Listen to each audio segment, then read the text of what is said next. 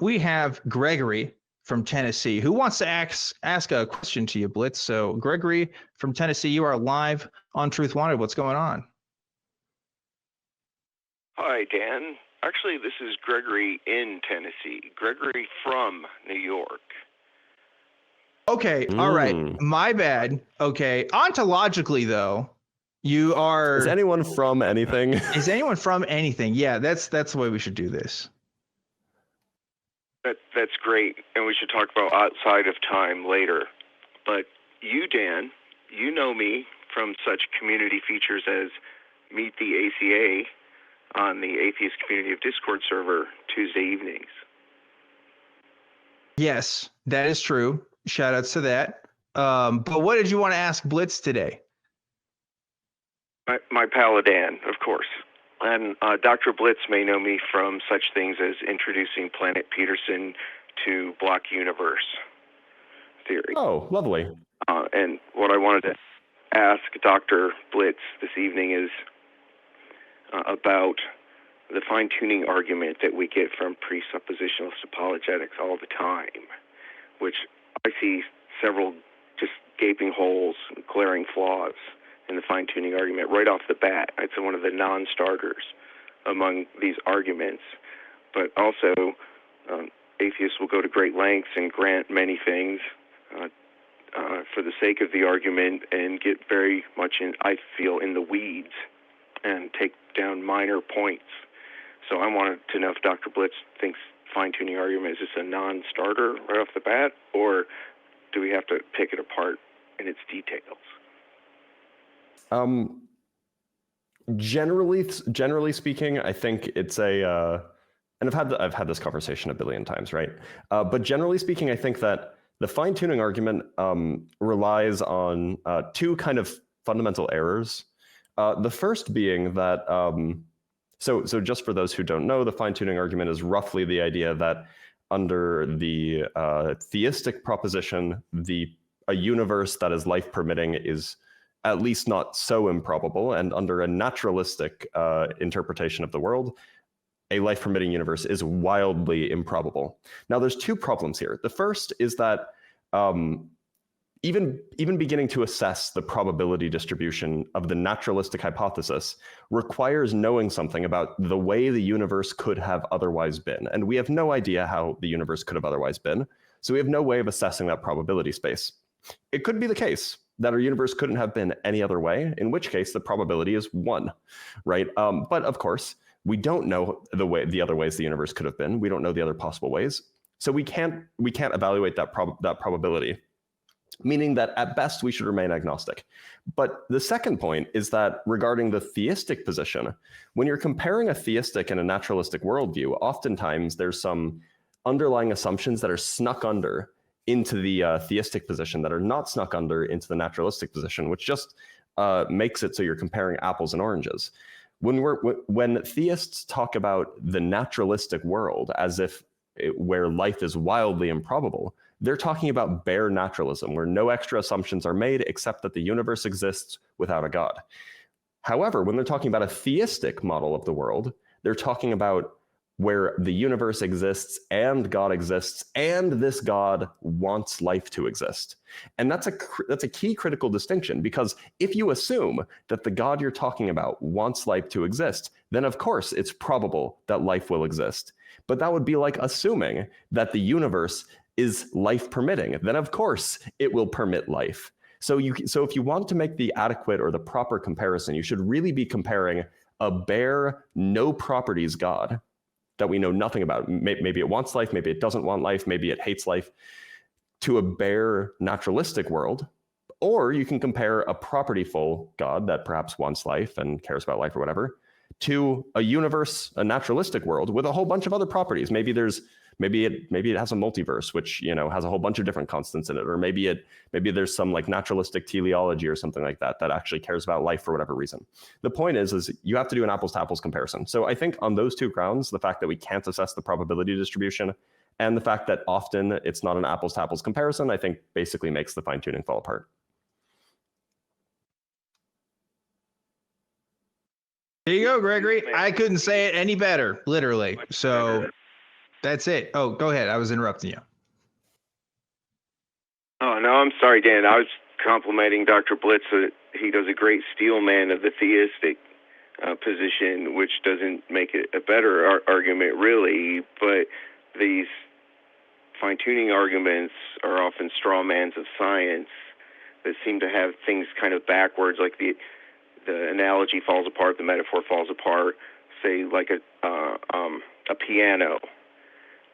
Tuning it is the last step in its use, or before it can be used for its purpose.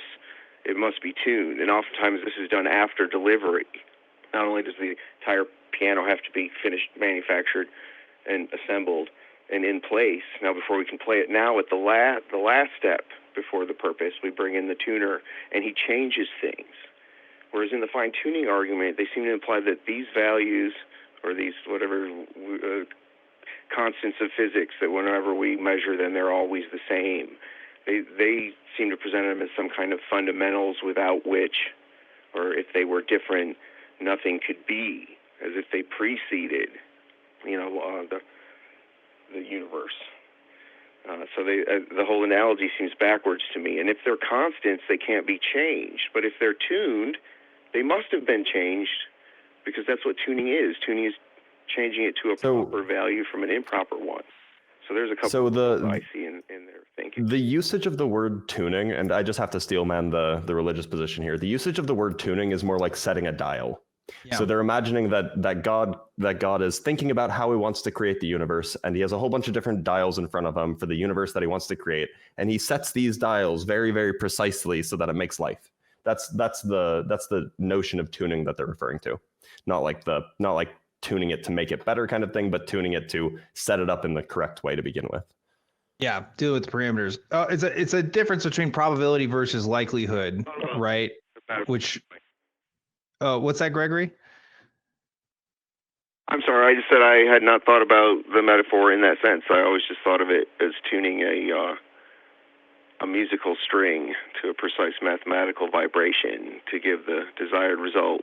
But another part of the argument is they say if these constants were different, which doesn't make logical sense to me to phrase it like that, then life couldn't have been possible. But they have no way of knowing that.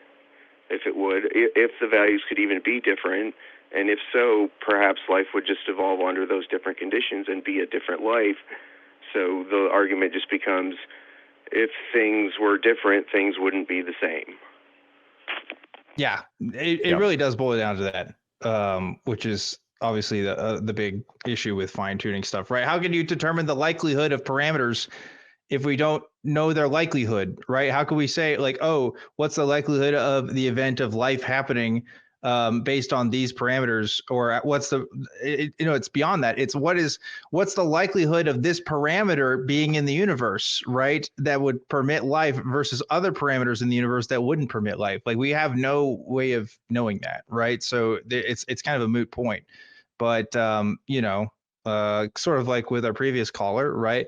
Apologists will often use the fine-tuning argument through a lot of big words and a lot of fancy sounding stuff to kind of make this case when it really doesn't get you anywhere. It doesn't tell you anything. And if there is a God, I'd hope we know more than just like, universal likelihoods of his existence. I'd hope we know like a little bit more concretely, shall we say, of his existence than just making probability arguments. But that's not in my best interest, I guess, to figure that out. That's for the apologists to know. Yeah, there's a whole cottage industry in finding constants in the universe, which I always thought is very, very silly. But they never stop to wonder, how fine-tuned were God's desires? He could have made electrons fall in love instead of people, but he chose to make the constants allow for humans rather than allow for just electrons with minds, or perhaps no physical universe at all. He could just make minds happen. He doesn't need a physical universe for it. So why is God's will so fine-tuned is the better question. Right. Yeah, and why is he seems to think like a human a lot of times too, which is interesting for somebody that should be beyond our understanding and reasoning. I don't know. seems likely that maybe it's more of a human construct than a universal one, but that's just my opinion. I don't know. Okay, but what if we find aliens and they're like, "Oh yeah, you met Jesus, we did too." Then that would be interesting. See, I don't know, I might be sold. Yeah, we've talked about that specific concept on this show before, right? If aliens came to us and like said, "Hey, what about this Jesus guy?" I think that should give you pause at least, right? I saw a comic. It was or it was a meme or something, and it's like, "Oh yeah, like what did you do to Jesus when he came to your planet? You did what to him? We just gave him really cookies." Funny.